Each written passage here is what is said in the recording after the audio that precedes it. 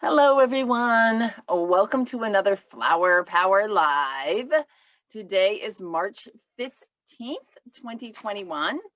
And today we're going to be talking about strength, and we're going to get that strength from garlic.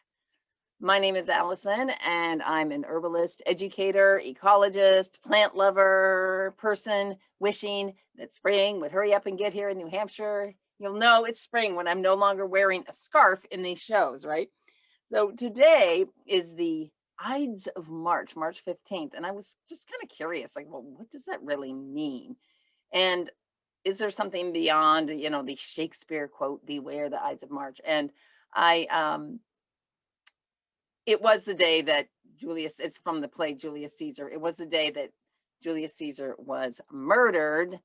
But other than that, it actually has more of a relation to the cycles of the moon. And so on the original calendar, Roman calendar, it was corresponding to the 15th day of March, May, July, and October, and then the 13th day of the other months. And so Ides really had to do with sort of the different moon phases. So there are many superstitions around this date, and I'm not going to go into those tonight because not the purpose of the show.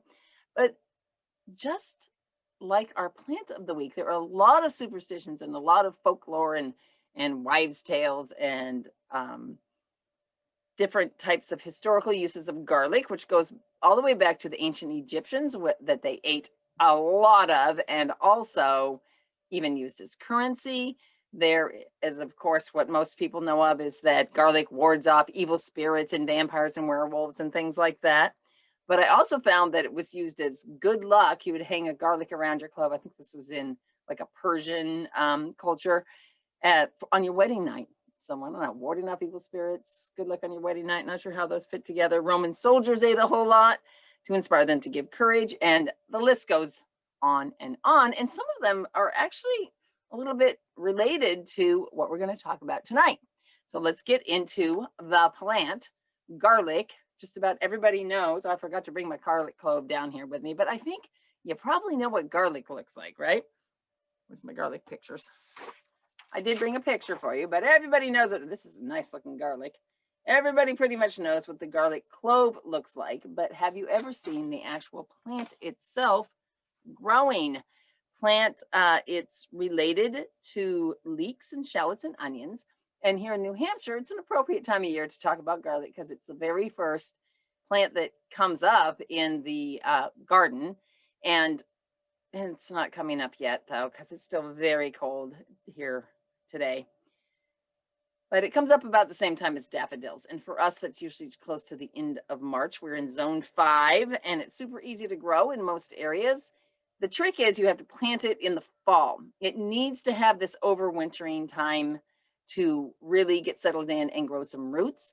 So in zone 5, where I am, you're going to plant it, well, wherever you are, you would plant it a few weeks after the first frost. So that would be sort of mid to late October. If you're down in, say, Virginia or places like that, it might be sort of mid-November, maybe on the Pacific Northwest. If you're more in southern parts of the country, you could even get away with planting it more like January. But the key is you want to have about a month and a half of cold, vernalization is the word. And what this means is it's creating a dormancy to the plant. And for garlic, this is important. For some seeds, you need that to get them to sprout.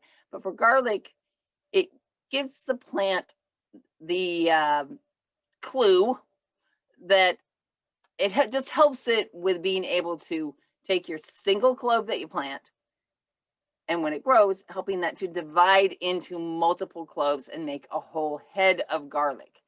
I have had bad years of garlic where I pulled up my garlic plants and there's been still just one clove on the end of the stalk. And that's kind of discouraging for the garlic grower. So you want to make sure you get it in so it has enough time to be in the soil and get cold. So garlic likes very nourishing soil. You can give it tons of compost. You also want to make sure and give it a lot of water. if you think about how garlic is, it's super juicy. And so it really needs a lot of water to grow into those nice big heads that we all want, that we can get a nice head from our own homegrown garlic. Now, some people like to plant the bulbs really densely and then they'll pull up a and thin it in the spring. And that's when you get something that's called green garlic. So if you look here, this is some green garlic coming up. This is actually from my garden last year. I had some garlic that I harvested and I didn't quite I missed a couple, I guess. And so some bulbs stayed over and I was able to pull these up and they're like a little scallion, garlic flavored scallion. They're super yummy. And by the time those are ready to pull, you're pretty much done with the garlic that you grew last year, saved over the winter. That's pretty much all been used up. So it's really nice to be able to get that green garlic in the spring. Now, I want to give you a quote. You may have heard this before, and I want to see if you know who it is. Let thy food be thy medicine, and let thy medicine be thy food. Have you heard that before? That was Hippocrates, who was a Greek philosopher, or no, he was a Greek physician.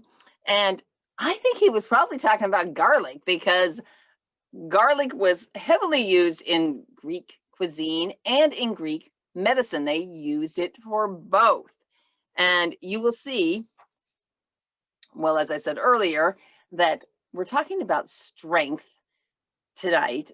Garlic is definitely a pungent in both its flavor and its aroma. It definitely is a strong food and a strong medicine.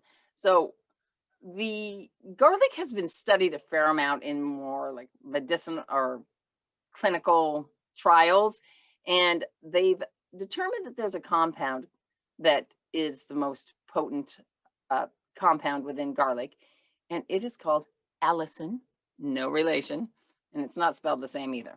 But allicin contains these different kinds of sulfur compounds, and these are really good at helping to reduce inflammation. And it's also been used a lot for hypertension and just kind of heart health in general.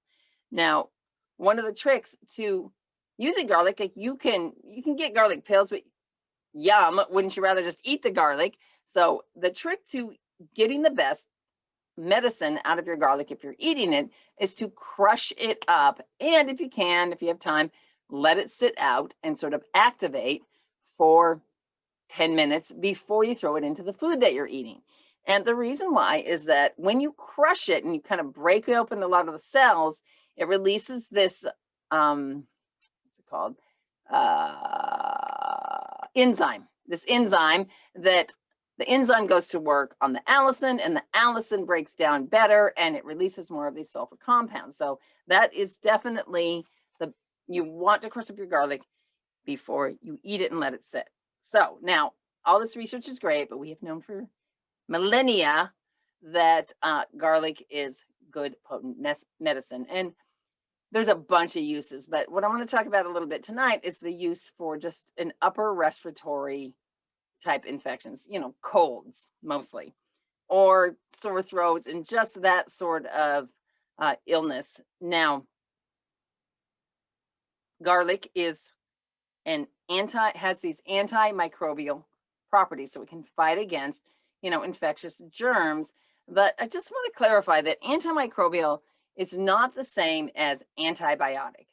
The word antibiotic means against life. So when you take an antibiotic, sometimes garlic's called an herbal antibiotic, it basically just indiscriminately kills everything. Where garlic actually has a lot of beneficial properties for microbes. It has inulin, and onions have this as well, which is a prebiotic. It's one of these types of substances that our gut flora likes to live on and attach onto. So it's very beneficial for the immune system, and a lot of immune activity happens in our digestive system, in our gut.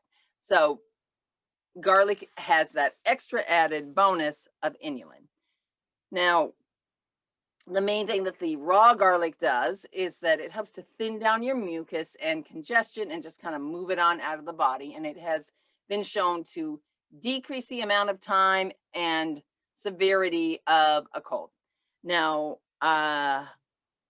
when I start to feel sick, I will get up my garlic, I'll crush it up, and then I usually just eat it raw, like a spoonful. Maybe I'll get some water to swallow it with. But I also have sometimes, if I'm not in the mood for that, I'll mix it with a little bit of honey because honey is also very good for a cold. And then one of my favorite ways to take garlic for a cold is to get some good old chicken broth or vegetable broth if you're vegetarian. And you just crush up your garlic and you chop up a little ginger if you want. You just float those on top of the warm broth. You don't want to actually cook it. And you just kind of infuse it into the broth and then you immediately drink it and sip away all your pain, aches and pains.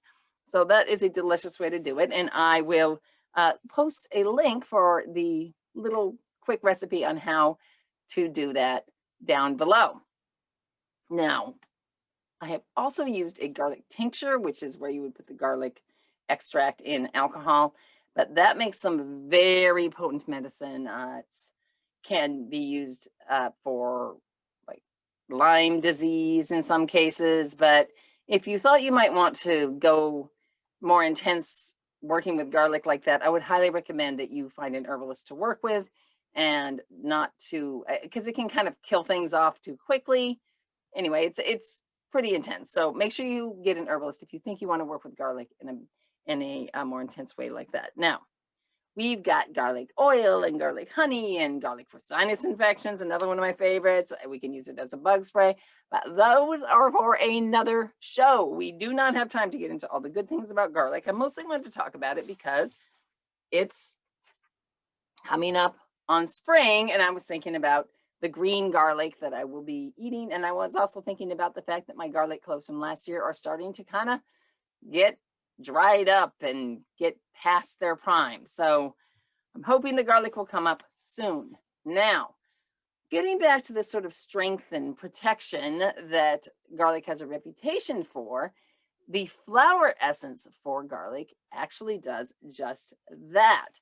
Now, the flowering stalk of the plant is called a scape, and it comes up and it makes this curly Q of a shape, very distinctive. And then it puts up, when you're growing garlic, you generally want to cut that off. So you cut off the scape, you can make a really yummy garlic scape pesto. We'll be doing garlic again in the end of July when the scapes are ready. You make that pesto. And then that way the plant is putting more energy into growing the bulb instead of the flower. But this is what the flower looks like. And this is very similar. Onion flowers look the same. So it's got this bulb of flowers and then those open up and then they kind of self-pollinate and make their own little teeny tiny bulbets, which if left on the stalk would fall over and resprout in a big clump. Most people don't grow their garlic like that. They buy in garlic and plant it that way. But that's the flower, and the flower essence is really important to people who need extra protection due to sort of an overall low vitality. Like if you're kind of run down and you feel kind of susceptible, it's a little bit similar to calendula that we were talking about a couple months ago.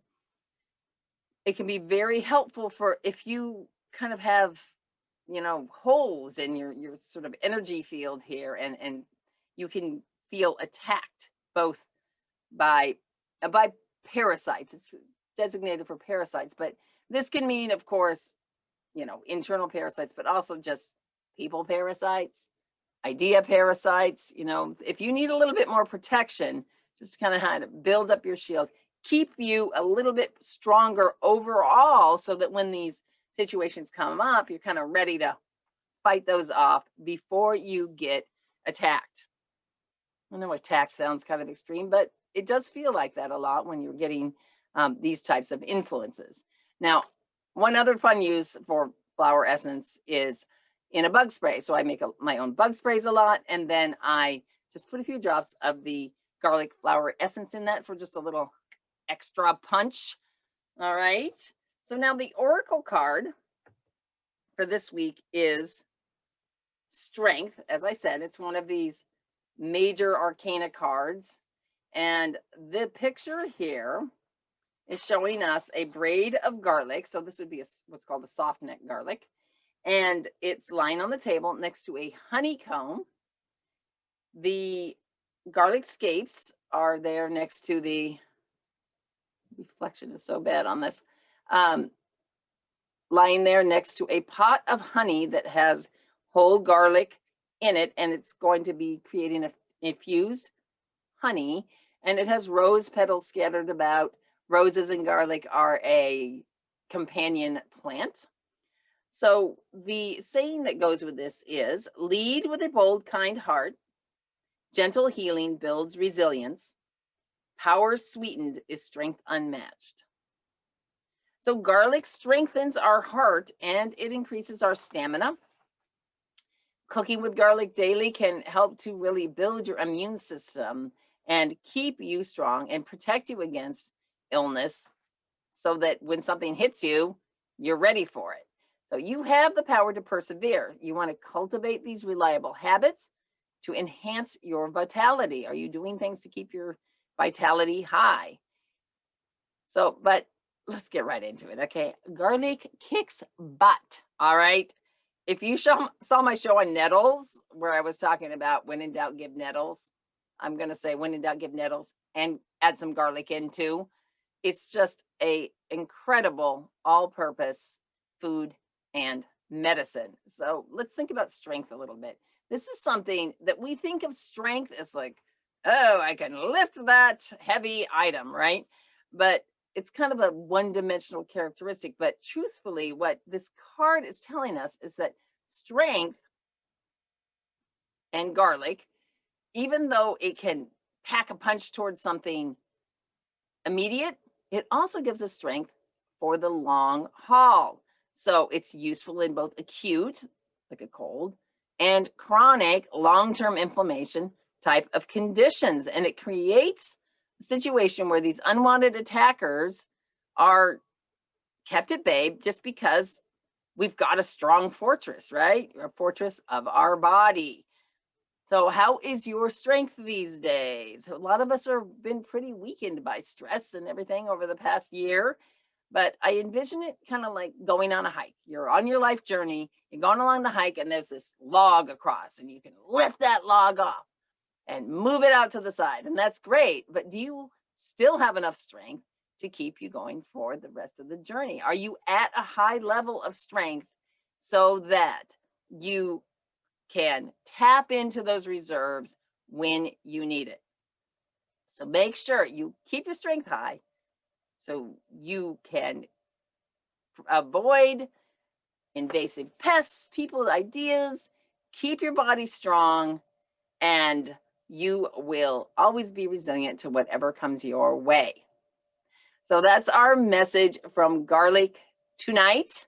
Thank you so much for joining me. If you would like to get more involved with the community of people who are learning and sharing about their plant journeys, feel free to join my Facebook group. And as always, I will place the link to the blog post with all the show notes down below as well. I hope you're having a good spring. Have you been looking for signs of spring? We talked about this a couple of weeks ago. Did you find something, a plant or a place that you're watching and keeping an eye out to see what's going on with the spring? If you found any good signs of springs lately, then let me know in the comments below. And until then, have a great night, and I will see you next week. Bye-bye.